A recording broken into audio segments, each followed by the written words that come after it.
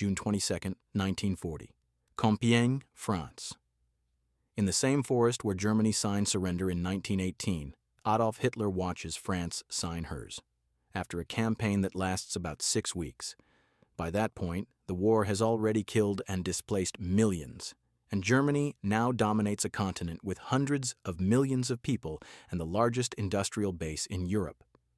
5 years later, May 1945, Berlin is rubble, Germany is partitioned, and the war ends with roughly 60 million dead. What happened between those two moments?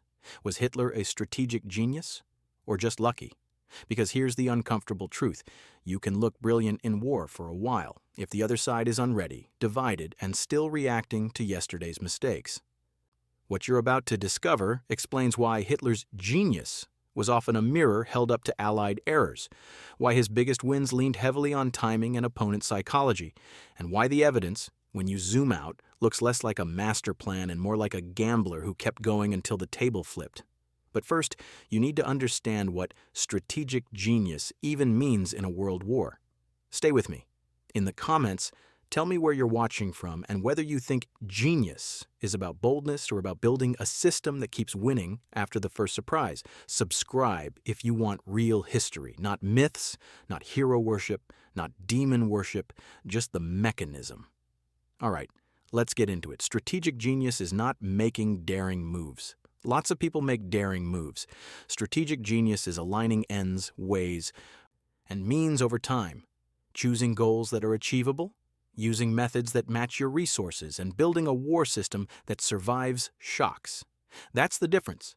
Tactical brilliance can win a battle. Operational skill can win a campaign. Strategic genius wins the war you're actually in, not the war you wish you were in. So when people call Hitler a genius, what do they usually mean?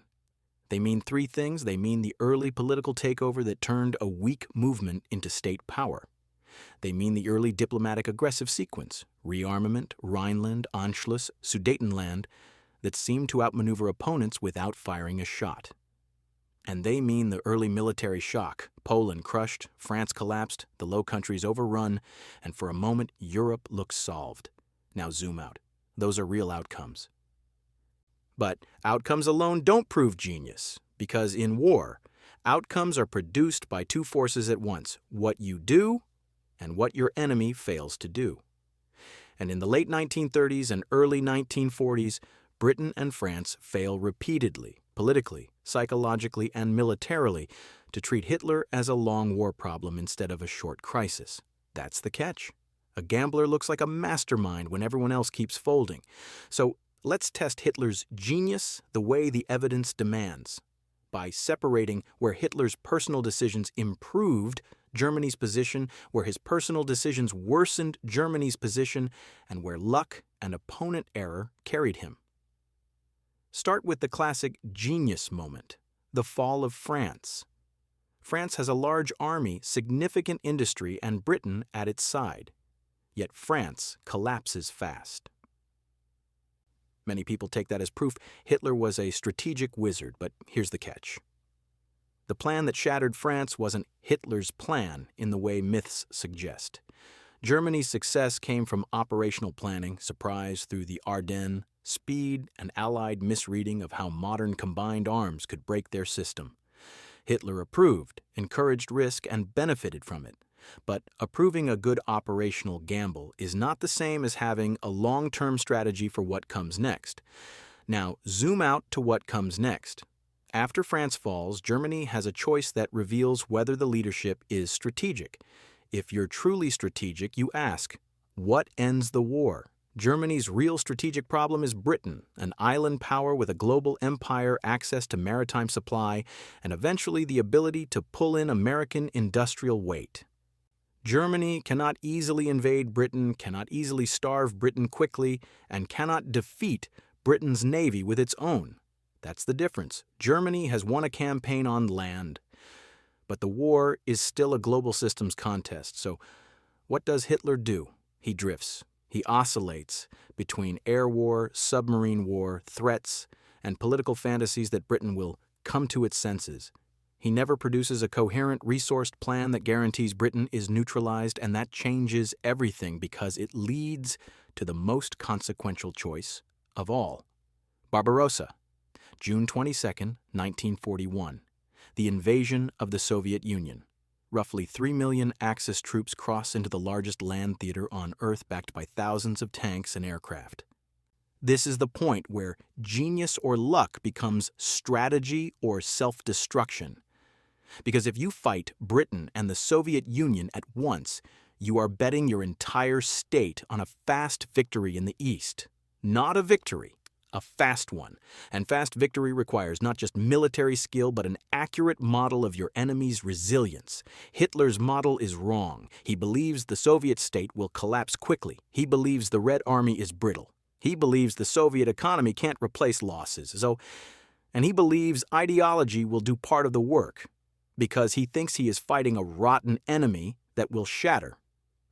This is the part people miss.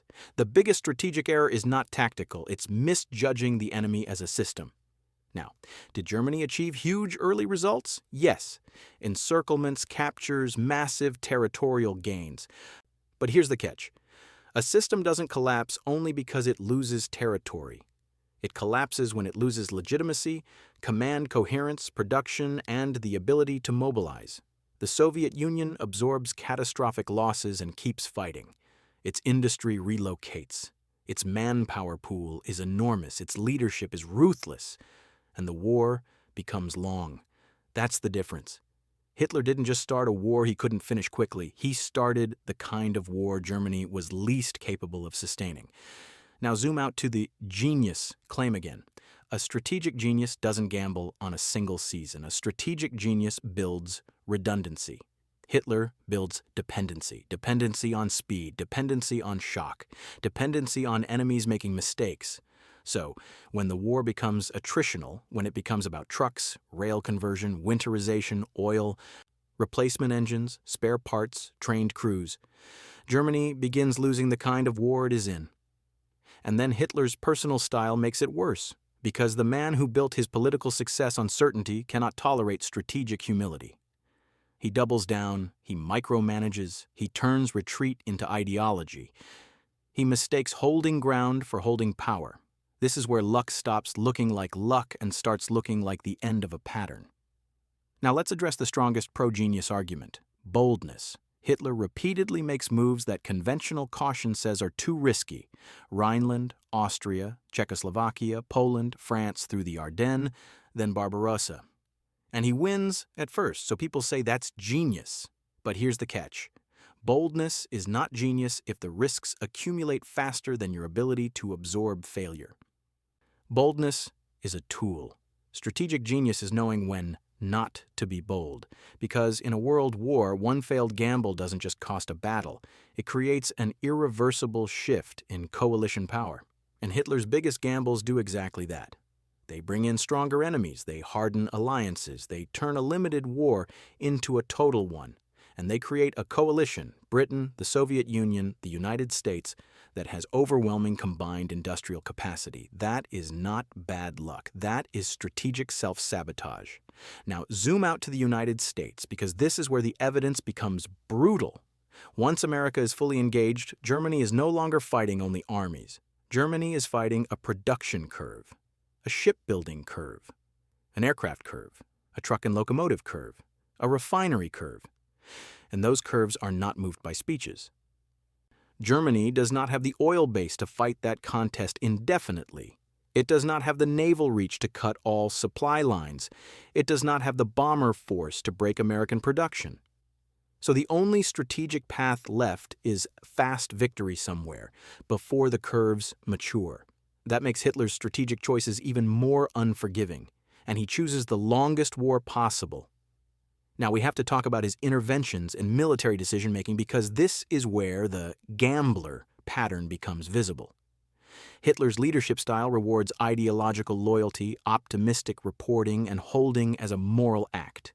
It punishes realism, operational flexibility, and strategic retreat. That's the catch. In a war of maneuver and attrition, refusing retreat can destroy your army, because the army is not the ground. The army is the instrument. Destroy the instrument and the ground becomes irrelevant. The most famous example is the no-retreat instinct that leads to catastrophic encirclements and the destruction of formations that Germany cannot replace at the same quality.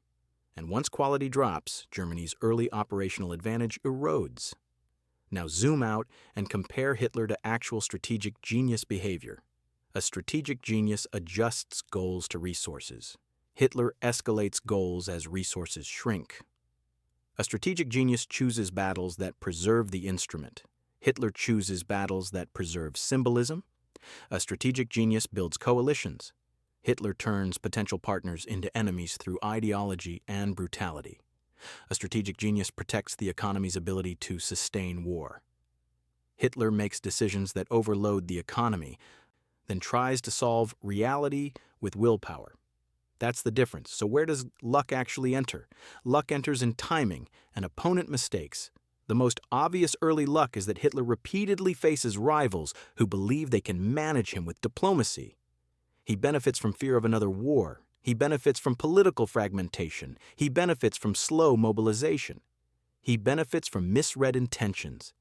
He benefits from the fact that early Nazi violations do not immediately trigger unified military resistance.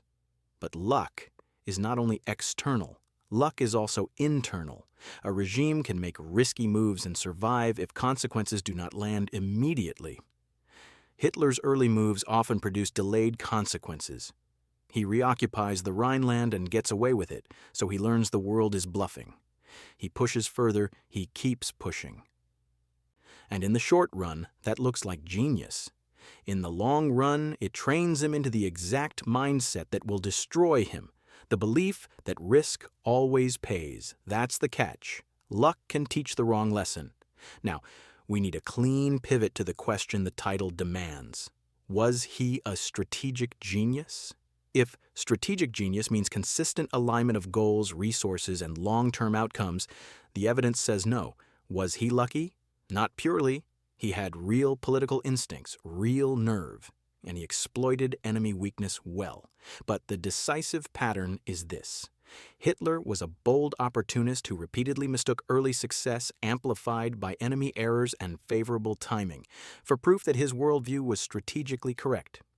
And once the war stopped being a short shock campaign and became a long systems war, his personal decision-making became a liability. That's the difference between brilliant at seizing openings and genius at winning world wars. Now, let's tighten the argument with 3 concrete evidence tests. First, does his strategy create a favorable coalition situation over time? No. His actions expand the coalition against him, culminating in the worst possible alignment. Britain still fighting, the Soviet Union fighting, and the United States fully engaged. Second, does his strategy solve Germany's structural constraints, oil, shipping, industrial depth? No. His strategy increases demand for oil and logistics while failing to secure reliable supply early enough. Third, does his strategy remain adaptive after shocks? No. He increasingly locks into ideological hold-at-all-costs behavior, micromanagement, and fantasy solutions. And that changes everything. So what is the clean verdict?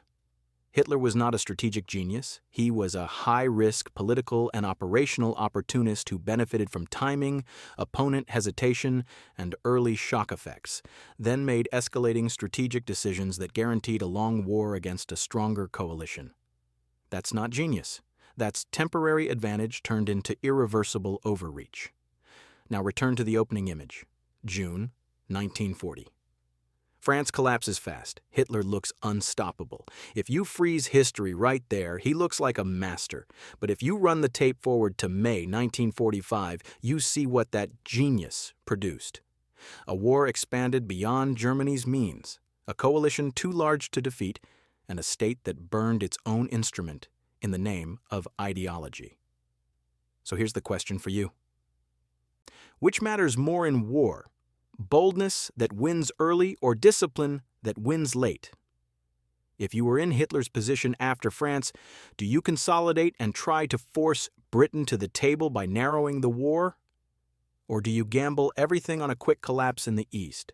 Drop your answer in the comments. Subscribe for real history, systems, incentives, consequences, without the myths. Thanks for watching.